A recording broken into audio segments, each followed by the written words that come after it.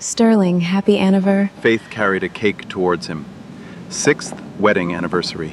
A crowded banquet hall, guests everywhere. I want a divorce. Sterling said coldly, without even looking at Faith. The room went silent. Then murmurs. You're kidding, right? Kidding? Sterling Ashford threw divorce papers in her face. 6 years sleeping next to you. It makes me sick. You're not on my level, Faith. You make me nauseous. I gave you everything. You gave me nothing but shame. A blonde woman in a tight red dress draped her arm around Sterling's hand and sneered. Get lost, you filthy black woman. He's found someone worthy. Faith's chin trembled, every eye on her. She picked up the papers, signed, walked out alone. Sterling was the one laughing the loudest. He thought it was the end, but no, it was only the beginning. Have you ever watched a man destroy the only person who believed in him, then beg for her back when she became everything he said she wasn't?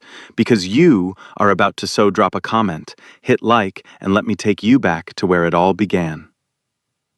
Faith Nelson was the kind of woman who never asked for applause.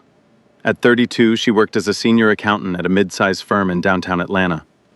She arrived early every morning, brewed her own coffee, and sat at a desk she'd kept for 7 years. Her numbers were always right. Her colleagues respected her, not because she demanded it, but because she earned it, quietly, consistently. She lived in a modest apartment on the south side of the city. 2 bedrooms, a small kitchen with herbs growing on the windowsill, a bookshelf full of finance textbooks she still read on weekends. Faith didn't need luxury. She needed order, structure, purpose. That's the woman Sterling Ashford fell in love with. They met at the same company 8 years earlier. Sterling was 29 then, a junior legal associate who could barely afford lunch. He'd just failed the bar exam for the first time and was drowning in self-doubt. His hands shook when he talked about the future. His confidence was paper-thin. Faith noticed him before he noticed her. She started small. A cup of coffee left on his desk with a sticky note, "You've got this." A quiet conversation in the break room when everyone else had gone home. She listened to him talk about his dream of becoming a real attorney, someone who stood in courtrooms and changed outcomes. "You'll get there," she told him one evening. "I've seen how hard you work." He looked at her like no one had ever said those words to him before. They started dating 3 months later. It was simple. Dinner at her apartment, walks through Piedmont Park. Sterling would bring his bar exam prep books, and Faith would quiz him at the kitchen table until midnight. When he failed a second time, it was Faith who held him while he cried. Faith who said, "We'll try again. Not you, we."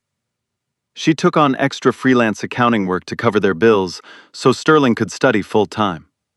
She didn't complain. She didn't keep score. She believed in him the way you believe in sunrise, without question.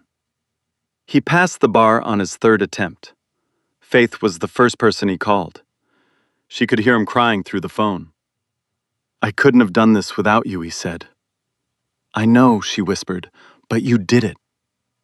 They married 6 months later, a small ceremony, 30 guests. Faith wore a simple white dress she'd found on sale. Sterling wore a borrowed suit. They danced to a song neither of them could remember afterward, because all they remembered was each other. The first 3 years were good, genuinely good. Sterling got hired at Morrison & Cole, a prestigious law firm in Buckhead. He started as a junior associate working late nights grinding through cases. Faith packed his lunch every morning, left notes in his briefcase. "Proud of you. Come home safe. You're going to win this one." And he did win.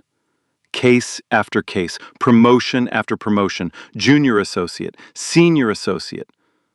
Then at 36, the youngest partner Morrison & Cole had appointed in a decade. That's when things changed. It didn't happen overnight. It was slow, like a photograph fading in sunlight. Sterling started buying expensive suits, Italian leather shoes, a watch that cost more than Faith's car. He joined a country club, attended galas. His new friends were hedge fund managers, real estate developers, political donors, all white, all wealthy, all part of a world Faith had never entered. At first, he invited her, but Faith could feel it.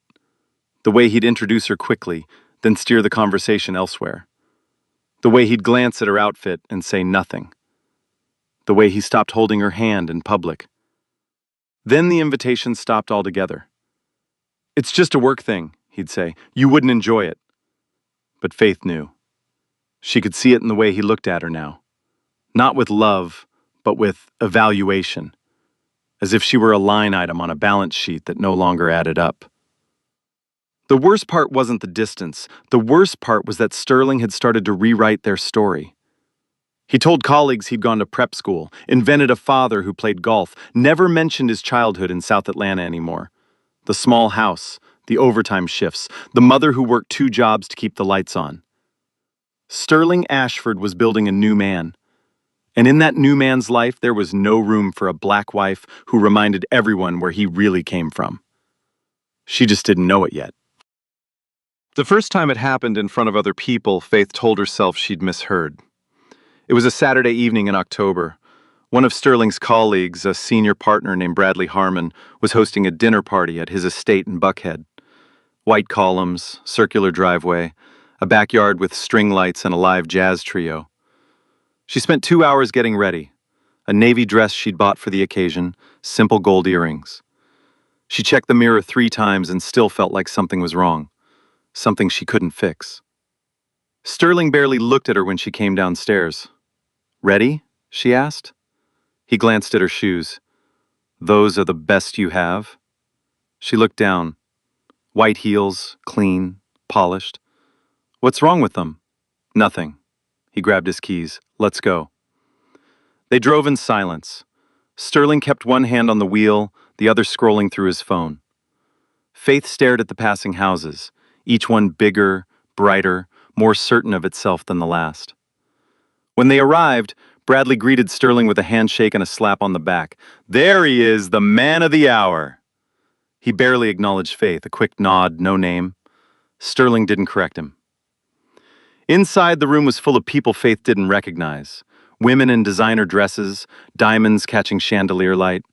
Men in tailored blazers talking about golf handicaps and stock portfolios. Faith stood near the entrance, holding a glass of sparkling water, scanning for a familiar face. There were none. She found a seat near the edge of the living room. Sterling was across the room laughing with a group of partners. He hadn't introduced her, hadn't even told anyone she was his wife. A woman with auburn hair and a pearl necklace sat down beside her. "And you are?" "Faith, Sterling's wife." The woman raised an eyebrow. "Oh." She didn't finish the sentence. Her eyes did the talking.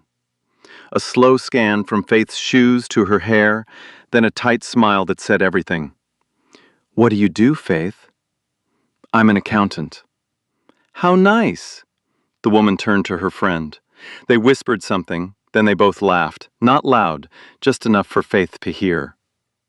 Faith set her glass down and looked across the room at Sterling. He was watching. He'd seen the whole thing, and he did nothing. That was the first crack. On the drive home, Faith waited until they were on the highway before she spoke. "Why didn't you introduce me tonight?" Sterling didn't take his eyes off the road. "I was busy." "You weren't busy. You were standing right there when Bradley walked past me like I was furniture." "Faith, don't be dramatic." "Dramatic?" "A woman asked me what I do, and when I told her, she laughed. In my face. And you watched." Sterling sighed the long, heavy sigh of a man who considered the conversation beneath him. "These are different people, Faith. You can't expect them to what? Treat me like a person? To relate to you." He said it flatly, no cruelty in his tone, just fact. "You're an accountant at a mid-sized firm. These women chair non-profit boards. They vacation in Monaco. It's not the same world." Faith turned to the window. The streetlights blurred. "It used to be your world, too." Sterling didn't respond. The second crack came 3 weeks later. Sterling's firm had won a major case, a class action settlement worth tens of millions. Morrison and Cole threw a celebration at the Ritz-Carlton. Partners, associates, spouses. Sterling told Faith to come. She wore the best dress she owned, a deep green silk she'd been saving for something special. She curled her hair, put on lipstick for the first time in months. When she walked into the ballroom, she felt almost beautiful. Sterling was already there holding a scotch, standing with 3 other partners and their wives. Faith approached the group and stood beside her husband. "This is—" Sterling paused. Half a second, maybe less, but Faith heard it, the hesitation, the calculation. "This is Faith. Not my wife, not the woman who got me through the bar exam, just Faith. A name without a title." One of the wives, a tall blonde named Christine, smiled politely. "What firm are you with?" "I'm not a lawyer," Faith said. "I'm an accountant." Christine's smile stiffened. "Oh, how practical." Another wife tilted her head. "You must be so good with numbers. I can barely balance my checkbook," she laughed. The others followed. Light, practiced laughter that floated above Faith's head like smoke. Faith stood there, glass in hand, invisible. Later that night, she overheard Sterling in the hallway outside the restroom. He was talking to Bradley Harmon. "Ashford, your wife's a sweet girl, but she's a little out of place here, don't you think?" Sterling didn't defend her. He didn't say a word. Then, after a long pause, "I know." 2 words. 2 words that shattered something inside Faith she didn't even know was fragile. She didn't confront him that night. She waited until they were home, sitting across from each other in the kitchen. The same kitchen where she used to quiz him on contract law while he ate the dinner she'd cooked. "Why didn't you introduce me as your wife tonight?" Sterling loosened his tie. "I did." "You said my name. That's not the same thing." "Faith, don't start. Don't start. I stood there for 3 hours and no one knew who I was. Your colleague's wife asked me if I was the event planner." Sterling exhaled slowly, rubbing his temples. "Look, these are high-level people. They talk about things you don't. I mean, things that aren't in your world. It's not your fault. It's just reality." Reality, was your reality when you couldn't afford gas money. He looked up. Something flickered behind his eyes, not guilt, not anger, but something colder. Impatience. "You're a bookkeeper, Faith.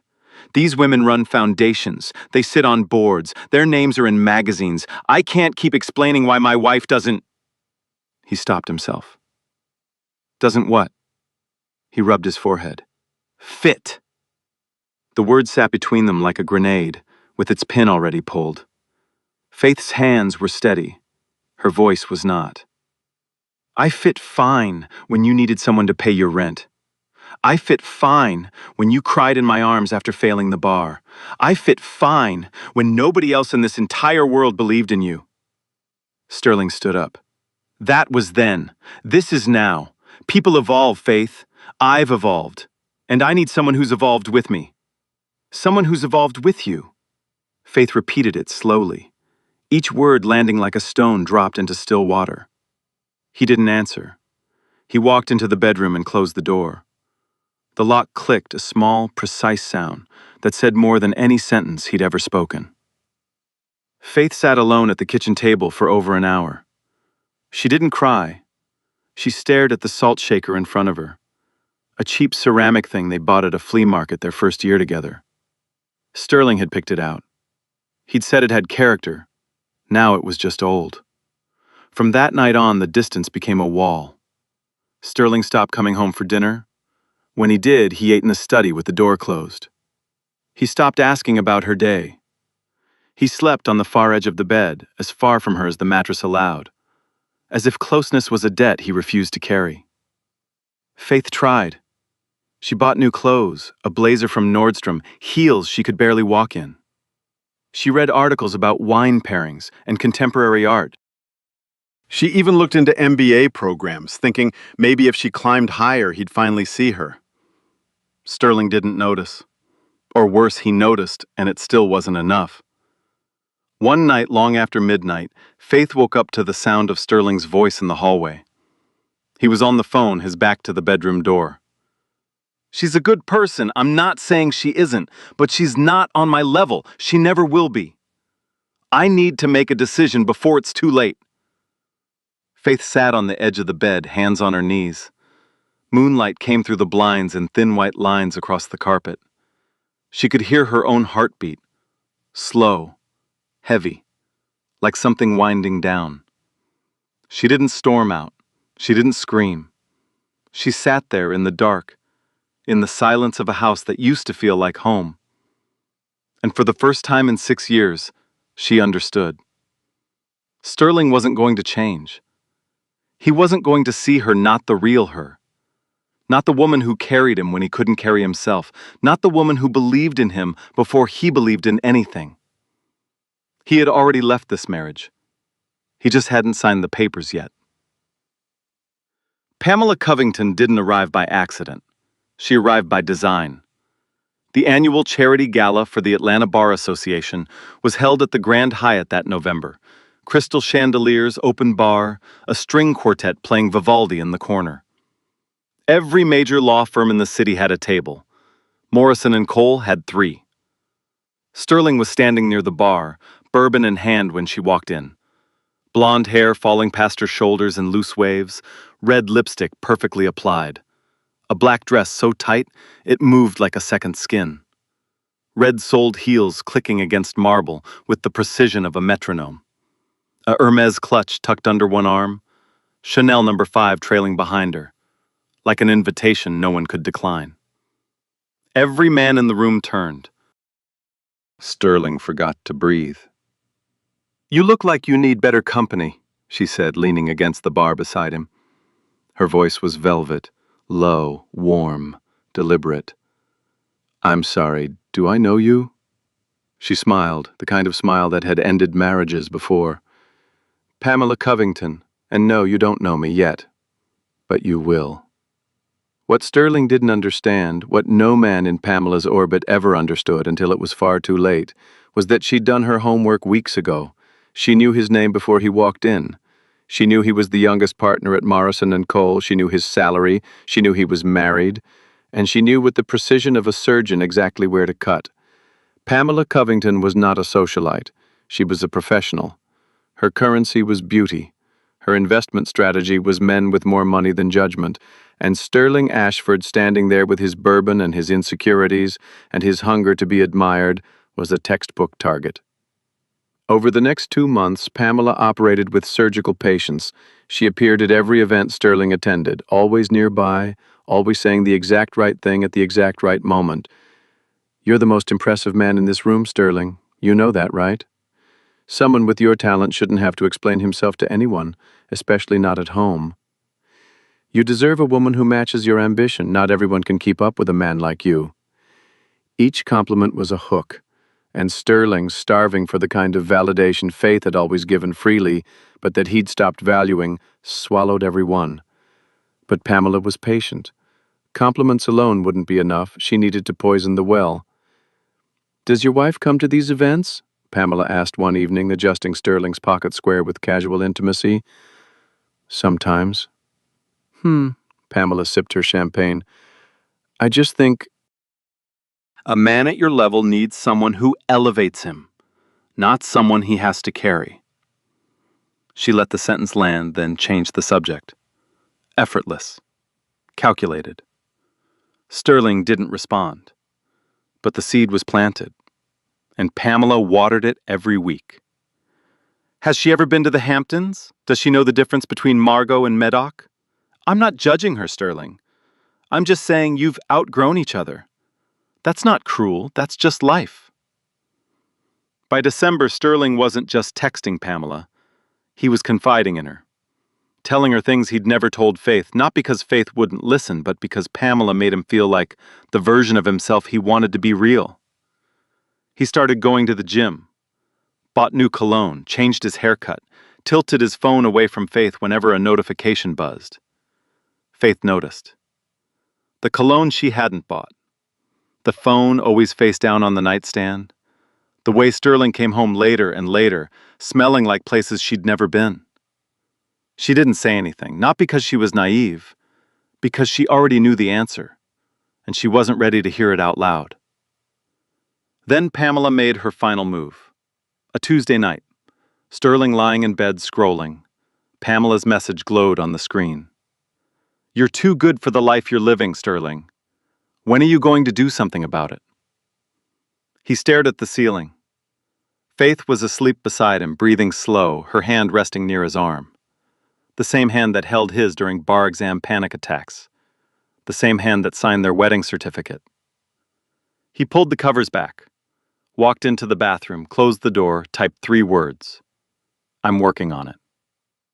Pamela replied instantly, "Don't just work on it, end it, publicly. Show everyone you've moved on. Show her you've moved on. A man like you doesn't owe anyone an apology for choosing better." Publicly.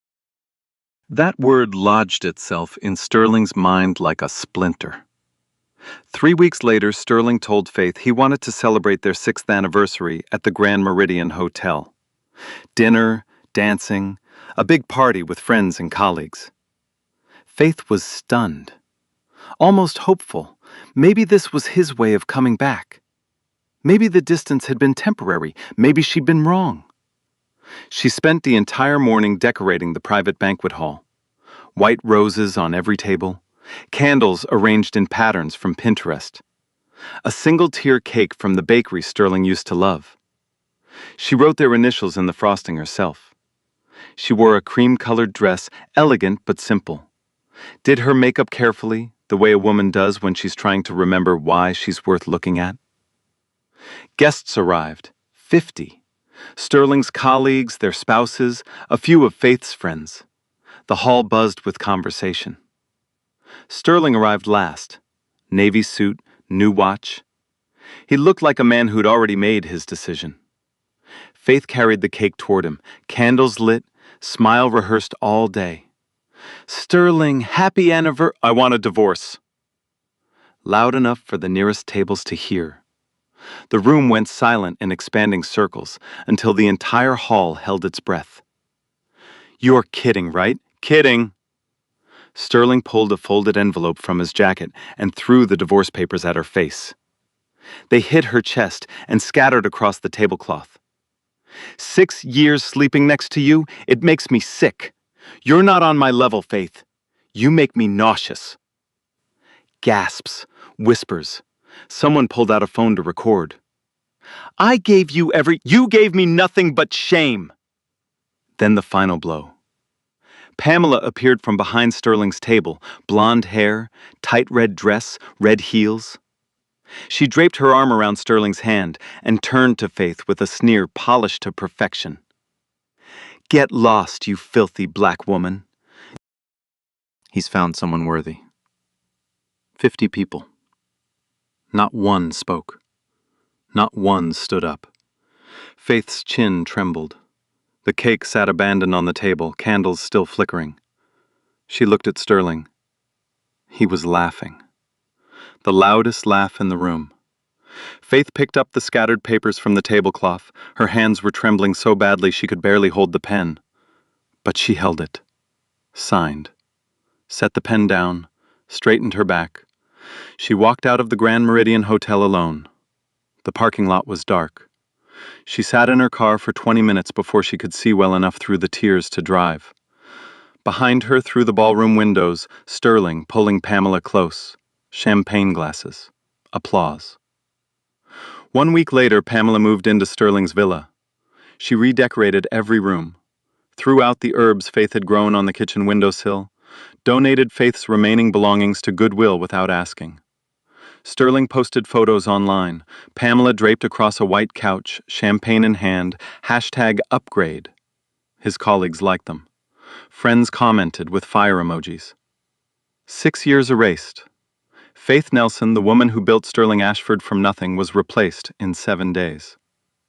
Faith drove to her apartment, the same small apartment on the south side she'd lived in before Sterling. She'd kept paying rent on it the entire marriage, a quiet backup plan she never told anyone about. Maybe some part of her had always known. She unlocked the door.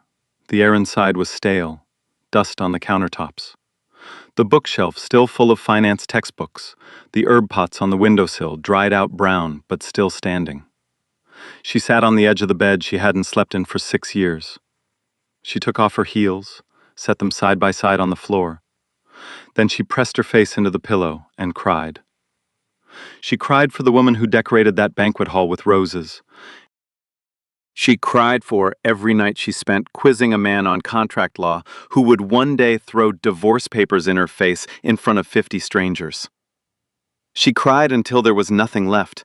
Then she stopped, washed her face, looked at herself in the bathroom mirror, mascara streaked, eyes swollen, cream dress wrinkled. And something shifted.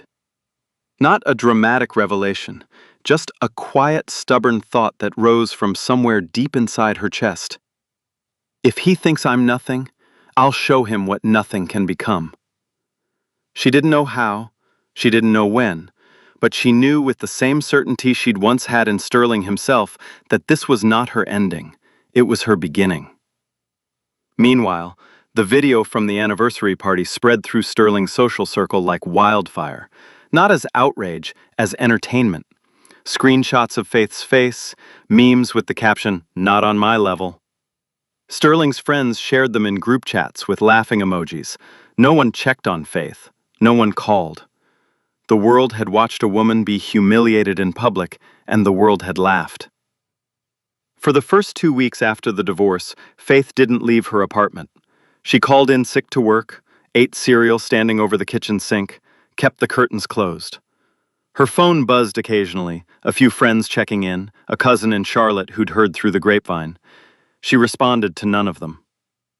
On the 15th day, she woke up at 5 in the morning, not because an alarm went off, because something inside her did. She showered, ironed a blouse, put on the shoes she wore to work every day, white heels, clean polished, the same ones Sterling once sneered at. She drove to the office and sat down at her desk before anyone else arrived, and she got to work. Not the way she'd worked before, competently, quietly, filling in spreadsheets and balancing columns. This time, Faith worked like a woman with something to prove. Not to Sterling, not to anyone who'd laughed at that video. To herself. She volunteered for projects no one wanted. A forensic audit of a client's overseas accounts that had been sitting in a drawer for months. A cost analysis report for a construction company teetering on the edge of bankruptcy. Work that was tedious, unglamorous, and exactly the kind of thing Faith Nelson was built for. Meticulous, patient, relentless. Her boss, a quiet man named Gerald Townsend, noticed. "You're putting in more hours than anyone on this floor," he told her one afternoon. "Everything okay?" "Everything's fine," Faith said. "I just realized I've been playing small." Gerald studied her for a moment, then he nodded. "There's a CPA advanced certification program starting next month. Firm will cover half the tuition. You interested?" "Already registered," Faith said.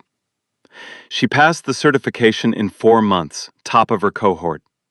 Gerald promoted her to senior financial strategist, a title the firm had to create because there wasn't one that matched what she was doing. 6 months after the divorce, Gerald made a phone call that changed Faith's life. "I know someone," he told her over lunch. "Raymond Kessler, CEO of Kessler and Brandt, one of the biggest investment firms on the East Coast. They're restructuring their entire financial department. Hundreds of millions in operational costs that need to be untangled.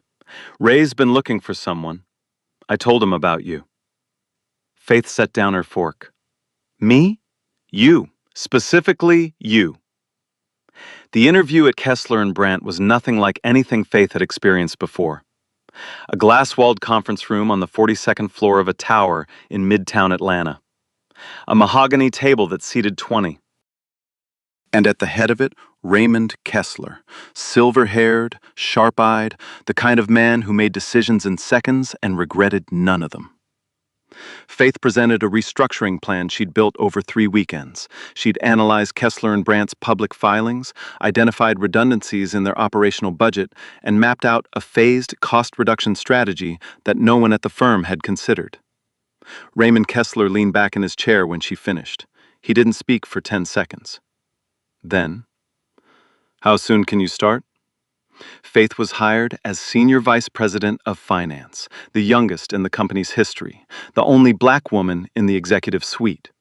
Within 8 months, she'd saved the firm $30 million in operational costs, restructured 3 underperforming divisions, renegotiated vendor contracts that hadn't been touched in a decade. The stock price climbed 40%. Board members who'd never heard her name started requesting her presence at quarterly meetings. At month 10, Raymond Kessler called her into his office. "I'm making you CFO," he said. No preamble, no committee vote, effective immediately. Faith sat in the chair across from his desk and said nothing for a long moment. She thought about the woman who sat on the edge of a bed in a dusty apartment, crying into a pillow. The woman who was told she didn't fit. The woman who was laughed at by 50 strangers. "Thank you," she said. "I won't let you down." "I know you won't. That's why I'm not asking." 2 weeks later, Forbes published a feature. Full-page photograph of Faith Nelson standing in the lobby of Kessler and Brandt, arms folded, looking directly into the camera with an expression that said absolutely nothing and absolutely everything. The headline, "From Spreadsheets to the C-Suite, Faith Nelson's Unstoppable Rise." The article went viral. Shared 200,000 times in the first week. Picked up by CNN, CNBC, Black Enterprise. Faith's inbox flooded with interview requests, speaking invitations, and messages from young black women who said, "You made me believe I could do it too." Sterling Ashford saw the article on a Tuesday evening. He was sitting in his villa, Pamela's villa technically, since she'd redecorated it into something he barely recognized, scrolling through LinkedIn when the headline appeared in his feed. He clicked, read the first paragraph, then the second, then the whole thing. Faith Nelson, CFO, Forbes 40 Under 40. The woman he'd called a bookkeeper. The woman he'd thrown divorce papers at. The woman he'd told in front of 50 people was not on his level. He scrolled to her Instagram, recent posts. Faith at a conference. Faith shaking hands with a senator. Faith in a tailored navy blazer, smiling genuinely. Smiling beside a man Sterling didn't recognize. Tall, well-dressed, his arm around her waist, her head tilted toward his shoulder. Sterling set his phone down, picked it up again, set it down. For the first time since the divorce, Sterling Ashford felt something he hadn't expected. Not anger, not jealousy, fear. While Faith was climbing, Sterling was falling. He just didn't know it yet. Pamela Covington had moved into his life the way she moved into everything, fast, expensive, and without a receipt. The first month was intoxicating. Pamela redecorated the villa from floor to ceiling. New furniture, new artwork, new curtains that cost more than Faith's entire wardrobe. She threw dinner parties for people Sterling had never met, socialites, influencers, a retired actor who lived in Buckhead. The champagne never stopped flowing. The credit card statements never stopped growing. Sterling didn't mind, not at first. He was too busy enjoying the view. Pamela in designer dresses, Pamela at the country club, Pamela posting photos of their life that made everything look golden. But gold, it turns out, is very expensive to maintain. By month 3, Sterling noticed the numbers. A $20,000 shopping spree at Neiman Marcus, a $12,000 spa weekend in Savannah, flights to Paris, first class, both ways. Pamela had a gift for spending money the way other people breathe constantly, effortlessly, without thinking. "We need to slow down," Sterling told her one evening, reviewing the credit card statement at the kitchen island. Pamela didn't look up from her phone. "Slow down on what?" "The spending. This month alone." "I didn't choose you to live like a middle-class housewife, Sterling." Her voice was cold, flat. The velvet was gone. "If you can't keep up, that's your problem, not mine." Sterling opened his mouth, closed it. For the first time, he heard something in her tone that he recognized, because it was the same tone he'd used on Faith. But he pushed the thought away. He always pushed it away. The spending didn't slow down. It accelerated. Pamela discovered a taste for European vacations, Milan in spring, Santorini in summer. She hired a personal shopper. Each purchase was a statement. I am here because you can afford me. The moment you can't, I won't be. Sterling began dipping into places he shouldn't have. It started small. A dinner with Pamela charged to his firm expense account. A bottle of wine listed as client entertainment. A hotel room in Charleston filed under deposition travel. Small lies, the kind that feel harmless until they aren't. By month 6, the amounts had grown. $10,000 for a weekend in Aspen, filed as a legal conference. $8,000 for jewelry listed as expert witness fees. Sterling told himself it was temporary. He'd pay it back. No one would notice. Morrison and Cole noticed. The firm's comptroller flagged the discrepancies during a routine quarterly audit. The numbers didn't add up. Expense reports that couldn't be verified. Receipts that didn't match. A pattern that pointed in one direction, Sterling Ashford's account. The managing partners called him in on a Thursday morning. 3 men in a glass-walled conference room. No handshake, no small talk. Sterling, we've identified over $90,000 in unverifiable expenses linked to your account over the past 7 months. Sterling's mouth went dry. I can explain. We've already reviewed the documentation. The firm's position is clear. Your partnership is terminated, effective immediately. Security will escort you to collect your personal items. $90,000. That was the price of Pamela Covington. The news spread through Atlanta's legal community within 48 hours. Morrison and Cole didn't make a public statement, but they didn't need to. In a world that small silence is louder than a press release. Every firm that had once courted Sterling now treated his resume like a biohazard. Sterling came home that Thursday evening expecting sympathy. He got luggage.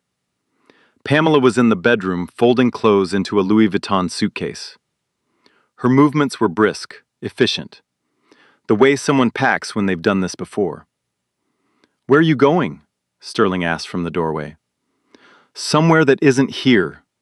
She didn't look up. Pam, I just lost my job. You need?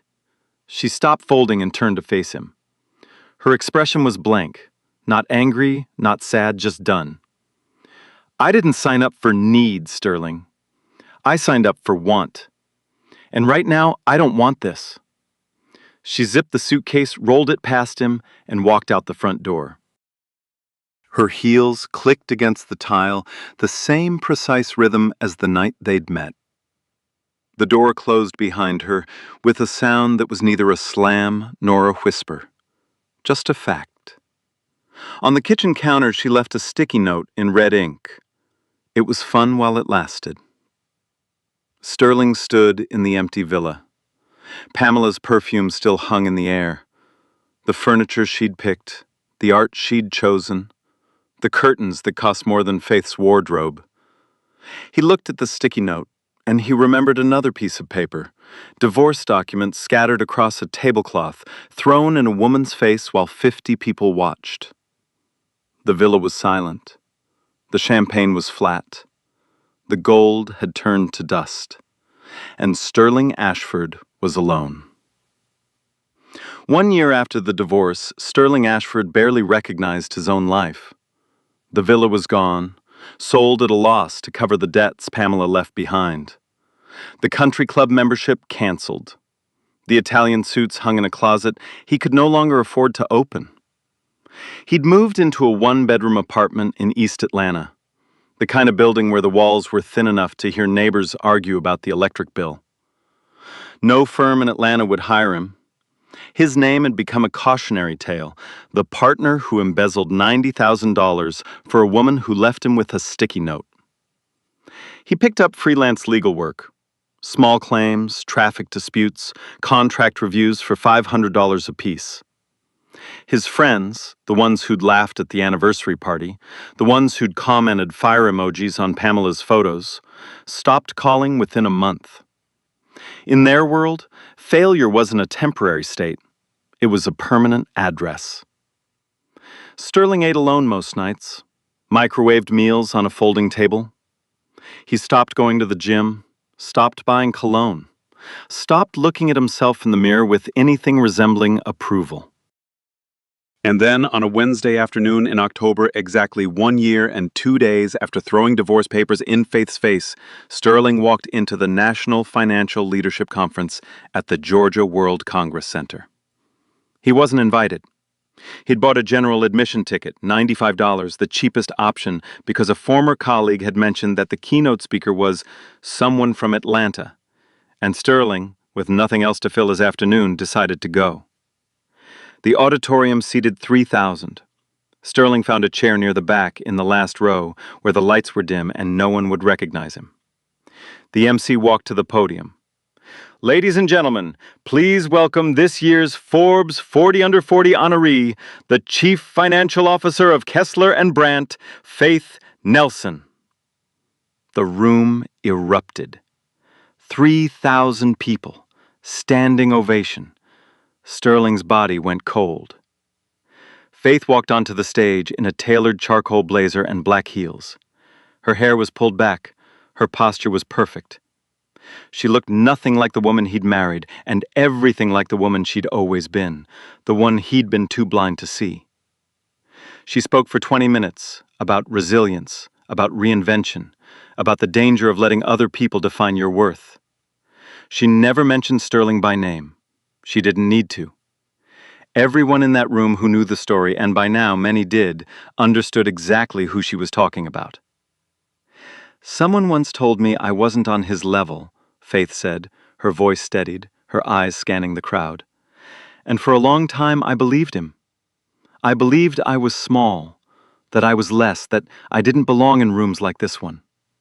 She paused. He was wrong. And I almost let his blindness become my truth. 3,000 people applauded. Some stood again. A woman in the front row wiped her eyes. Sterling sat in the back row and didn't move. His hands were clasped between his knees. His throat was tight. The woman on that stage, confident, powerful, radiant, was the woman who'd carried a cake toward him 1 year ago, hoping for a happy anniversary. He waited 3 days before calling her. She didn't answer. He called again. Voicemail. He texted, Faith, I know I don't deserve it, but can we talk, please? She replied 2 days later. Thursday, 2 p.m., the coffee shop on Peachtree, one conversation. Sterling arrived 40 minutes early. He wore a wrinkled button-down, the best shirt he still owned. He ordered a black coffee he could barely afford and sat at a table by the window, watching every person who walked through the door. Faith arrived at exactly 2 o'clock. Tailored coat, simple gold earrings, the same ones she'd worn to Bradley Harmon's dinner party the night no one knew her name. But now she wore them differently, not as decoration, as armor. She sat down across from him, didn't order anything. Sterling spoke first, his voice cracked on the second word. I was wrong, Faith, about everything. You were always the best thing in my life, and He stopped, swallowed, started again. I threw away the only person who ever loved me for who I actually was. Faith listened. She didn't interrupt. She didn't nod. She just looked at him steadily, calmly, the way you look at a chapter you've already finished reading. Give me one more chance, Sterling said. I'll prove I've changed. I'll do whatever it takes. Faith was quiet for a long moment. Then she spoke. Sterling, I forgive you. I mean that. Carrying anger was heavier than carrying you, and I had to let it go a long time ago. She folded her hands on the table. But I'm not the same woman you left at that banquet hall. That woman was afraid of being alone. The woman sitting here isn't. Faith, please, I met someone. She said it simply, no triumph, no cruelty. His name is Elliot Burke. He's an architect. He doesn't care about my title or my salary. He's never once made me feel like I wasn't enough. Sterling's jaw tightened. Faith, you didn't dump me because I wasn't on your level, Sterling. Her voice was soft but absolute. You dumped me because you were too blind to see where my level was. You were so busy burying your past, your real childhood, your real story, the people who actually built you, that you buried me too. She reached into her purse and set a $10 bill on the table, enough for both coffees. A small gesture, but Sterling understood that she didn't need anything from him, not even a cup of coffee. "I hope you find what you're looking for," she said. "I truly do. But it's not me. Not anymore." She stood up, buttoned her coat, walked toward the door. Outside in the afternoon sunlight, a man was leaning against a silver car, tall, dark skin, kind eyes. Elliot Burke, 36, waiting with the patient ease of a man who had nowhere more important to be than right here. Faith smiled when she saw him.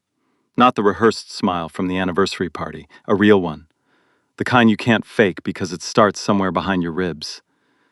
Elliot opened the passenger door for her. She got in. He walked around to the driver's side. The car pulled away from the curb, slow and steady, disappearing into the Atlanta afternoon. Sterling watched through the coffee shop window. His coffee was cold. His hands were empty. And for the first time in his life, Sterling Ashford understood what "not on my level" truly meant. 2 years after the divorce, Faith Melson stood behind a podium at the Kessler and Brandt annual shareholders meeting. The room was full. Analysts, board members, institutional investors, journalists with recorders and notepads. The projection screen behind her showed a single number, 42%, the company's stock growth under her leadership. She didn't read from a script. She didn't need to. "When I took this role," she said, "some people in this room weren't sure about me. I was an accountant from a mid-sized firm, no Ivy League degree, no family in finance." She let the silence settle. "But I knew numbers, I knew discipline, and I knew what it felt like to be underestimated, which it turns out is one of the most powerful fuels there is." The room applauded, not politely, genuinely. After the meeting, Raymond Kessler shook her hand. "You know," he said, "I've been in this business for 40 years. I've never made a better hire." Faith smiled. "You took a chance." "No," Raymond shook his head. "I read a spreadsheet. The numbers told me everything I needed to know. I just listened." That evening, Faith drove home. Not to the apartment on the south side she'd moved 6 months earlier. A house now. 3 bedrooms, a backyard with a magnolia tree, a kitchen with enough counter space to grow herbs on the windowsill again. Elliot was in the kitchen when she walked in. 36 years old, an architect, who designed community centers and affordable housing. He wasn't flashy. He didn't wear Italian suits or join country clubs. He wore reading glasses and paint-stained jeans and knew how to build a bookshelf with his hands. "How'd it go?" he asked, sliding a plate of pasta across the counter. 42% growth.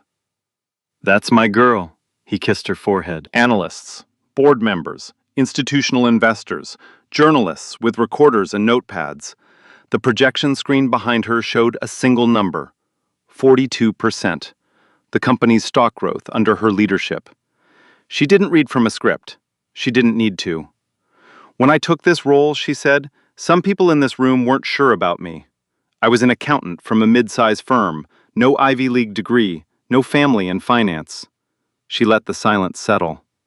"But I knew numbers, I knew discipline, and I knew what it felt like to be underestimated, which, it turns out, is one of the most powerful fuels there is." The room applauded. Not politely, genuinely. After the meeting, Raymond Kessler shook her hand. "You know," he said, "I've been in this business for 40 years. I've never made a better hire." Faith smiled. "You took a chance." "No," Raymond shook his head. "I read a spreadsheet. The numbers told me everything I needed to know. I just listened." That evening, Faith drove home. Not to the apartment on the south side she'd moved 6 months earlier. A house now. 3 bedrooms, a backyard with a magnolia tree, a kitchen with enough counter space to grow herbs on the windowsill again. Elliot was in the kitchen when she walked in. 36 years old, an architect who designed community centers and affordable housing. He wasn't flashy. He didn't wear Italian suits or join country clubs. He wore reading glasses and paint-stained jeans and knew how to build a bookshelf with his hands. "How'd it go?" he asked, sliding a plate of pasta across the counter. 42% growth. That's my girl. He kissed her forehead. No performance, no audience, just warmth. They ate dinner at the kitchen table, talked about his latest project, a youth center in Decatur, talked about her mother's birthday next week, talked about nothing important and everything that mattered. Later that night, while Faith was washing dishes, Elliot leaned against the doorframe. "I have something," he said. He pulled a small velvet box from his pocket.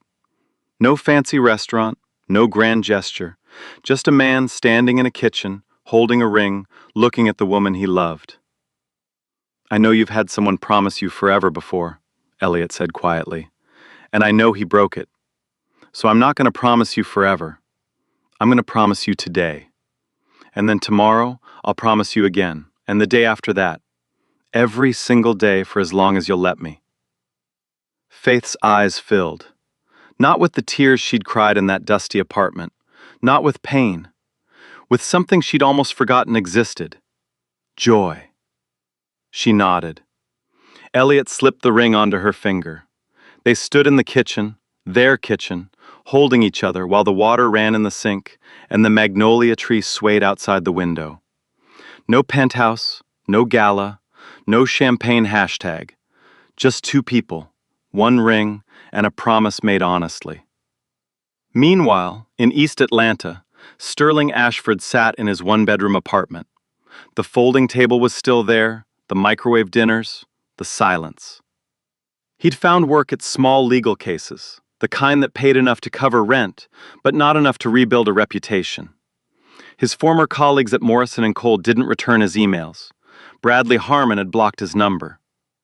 Every morning Sterling scrolled through his phone, and every morning he saw Faith. Faith accepting an innovation award from the National Association of Black Accountants. Faith featured in a Bloomberg interview. Faith and Elliot at a community fundraiser, her hand on his arm, both of them laughing at something no one else could hear. He didn't like the photos. He didn't comment. He just looked. And every time he looked, he felt the same thing. A quiet, bone-deep understanding that he had held something extraordinary in his hands and crushed it because he thought it wasn't good enough. Not on my level. He'd said those words in a banquet hall in front of 50 people while throwing divorce papers at a woman who'd loved him when he was nothing. Now he knew the truth. Faith Nelson was never below his level. She was so far above it that he couldn't even see her from where he stood. And by the time he looked up, she was already gone. So let me ask you this. Have you ever underestimated someone? Looked at them and decided, based on nothing but appearance or status, that they weren't worth your time? Or maybe you've been on the other side. Maybe you've been the one who was told you weren't enough.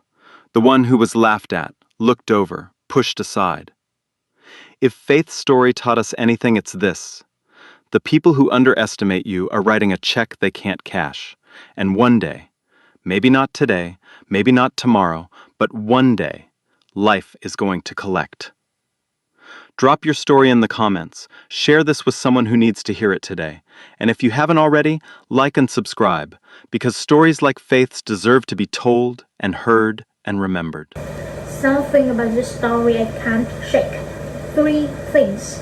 The most dangerous thing you can do is let someone else tell you what you are worth, not a stranger. That's easy to ignore. The person who sleeps next to you, the person who built your life around. When they look at you and say, you are not enough, that's the one that gets inside your bones. Because you trusted them, you let them close enough to define you. And when they hand you that definition, you almost believe it. Don't. What someone thinks or feels says everything about their vision and nothing about your value. Pay attention to how people treat you when they no longer need you. That's who they really are. Sterling loved Faith when she was youthful, when she was paying bills, pleasing him at the midnight, holding him while he cried. The moment he didn't need her anymore, she became something to throw away. That's not a change, that's a reveal. People don't become cruel overnight. They just stop pretending. Rebuilding yourself after someone breaks you isn't revenge. It's not about proving them wrong. It's about proving yourself right. Faith didn't become Seattle to make Sterling regret anything. She became Seattle because that's who she always was. He just couldn't see it. And the moment she stopped seeing herself through his eyes, everything changed. So stop carrying someone else's definition of you. Put it down. It was never yours to hold.